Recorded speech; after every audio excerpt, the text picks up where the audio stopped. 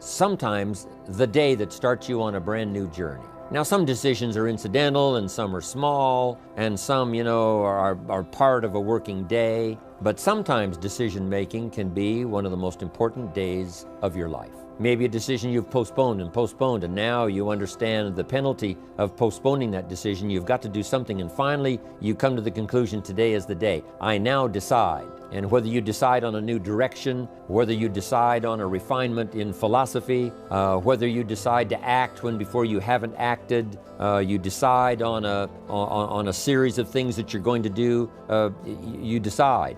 Deciding can be such an incredibly important, very exciting, inspirational day. So here's what I learned to do. Save the work till you get to the office. Save the work till you get to the work. Don't try to get to the office on the way to work. On the way to work, enjoy the way. In the shower, enjoy the shower. Then go to work when you get to work. I found this to be helpful. Concentration. Here's another big one. Learn to say no. I'm telling you, in such a social society we have now, it's so easy to try to be a nice person, saying yes, yes, yes to everything. Find yourself overloaded. Now you got to call and make well, gosh, all the time it takes to back out of something that you said yes to too quickly. Here's what might be better. I don't think so, but if that changes, I'll call you. Little things you can use not to overcommit yourself. So what I want you to do is think about something you want for you, that's real for you, that's important for you, that will give your life some special meaning and power.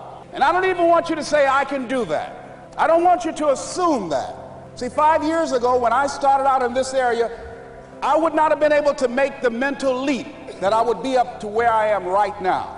I don't want you to begin to just psych yourself out. No. I want you to be able to say something to yourself that will enable you to maintain a level of integrity with yourself. That when you say this, even when you face tremendous setbacks, it will be a benchmark to keep you in the game, to keep you moving forward and experimenting and readjusting your strategy and your plan of action, continuously looking for ways to win.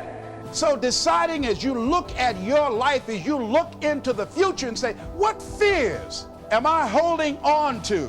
What fears that I'm allowing to imprison me, that's keeping me from breaking out, that's keeping me from living up to my true potential, that's keeping me from really being happy, that's keeping me from having a sense of adventure and excitement in my life? What's keeping me from controlling my destiny? But war also teaches you about brotherhood and honor and humility and leadership. And unfortunately, war teaches you the most when things go wrong. And for me, one of the most impactful lessons that I learned from war. So I began to prepare my debrief. And in it, I detailed every mistake that was made and who made it. And I pointed out every failure in the planning and the preparation and the execution in the operation.